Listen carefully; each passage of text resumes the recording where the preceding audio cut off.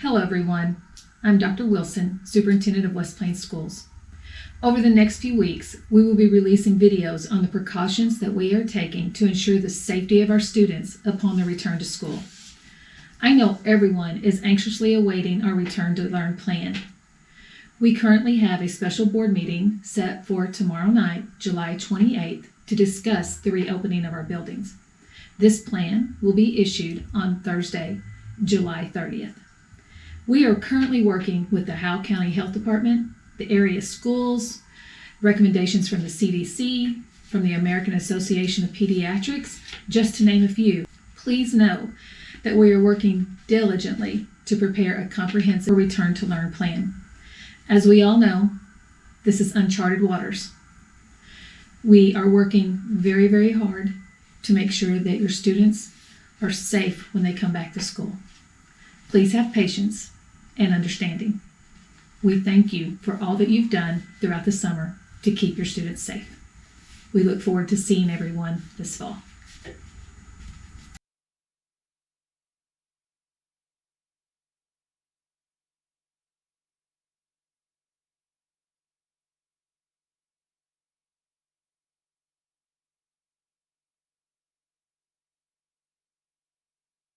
Well, currently we are taking temperatures of all staff and students as they enter the building. We have purchased between 40 and 50 thermometers such as this. It's a simple forehead check and it tells you instantly.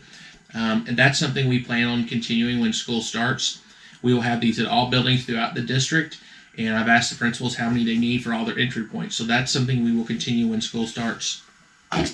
Another thing that we have in the district are these electrostatic cleaning guns. Originally we had one of these, but now we have 5 of these. We want one on all campuses. And what these things do, they take water in a little capsule, and we have capsules where food will be present, like the kitchens and cafeterias, and then we have a capsule that's designed for everywhere else. And what it does is the water and the capsule mix together, and electricity is ran through it, and then it charges the material, and then it clings to everything, whether it's a desk or furniture or books or anything, the walls and everything. And we run that anywhere there is students during the day. We want it right now. We're running it in the classrooms. We're running it in the weight rooms. This fall, we plan on running it everywhere at night. Another thing we've really worked on is sanitizer. We have increased our sanitizer for the dispensers in the wall. This is the product that goes in it. It does have alcohol in it.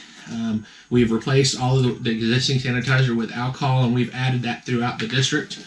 We have purchased about 400 bottles that will be setting on the desk for all the teachers, so everyone will have access to it. Currently on our bus routes, we have, I think this is 80%, 75 or 80% alcohol. All the buses have a gallon with a pump nozzle on top of it. So every bus route will have it this fall. Plus, this will also be in every entrance of the buildings district-wide. When kids come in, they'll be able to clean their hands. Another thing we've added this year for summer school, and we plan on doing this for all the buildings this fall, is a checklist. When the custodians clean a classroom, they have certain things they have to do. When they clean the restrooms, they have certain things they have to do. They sign it, they date it, they mark it off what they do. We have also moved to hands-free dispensers for items such as our paper towel. Instead of having to crank the handle, there's the little eye that they wave their hands in front of, the paper comes out. We have changed that in all the elementaries and most of the restrooms throughout the district. We will continue changing this on all dispensers throughout the district as those items become available.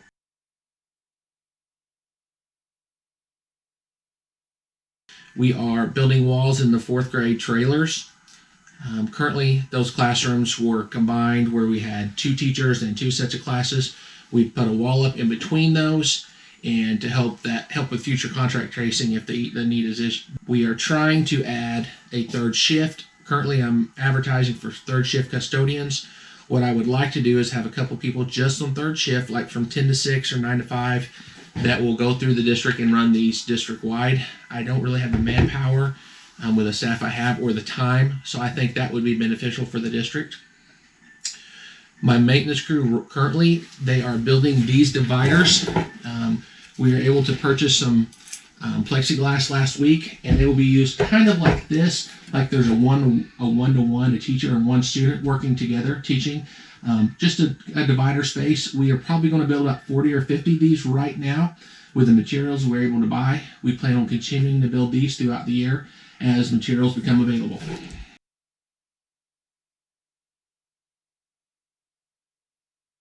Food service will definitely be a little different this fall. We've already been meeting with OPA and our head cook and our food service director about changes that are coming. One thing that the kids will definitely see is there's going to be a reduced amount of options.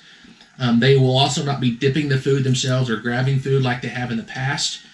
Meals will come in a pre-packed package for them. They're still going to have choices, but not as many. Trying to reduce that amount. For grades kindergarten through 8th grade, or maybe kindergarten through 6th. It depends based on the building.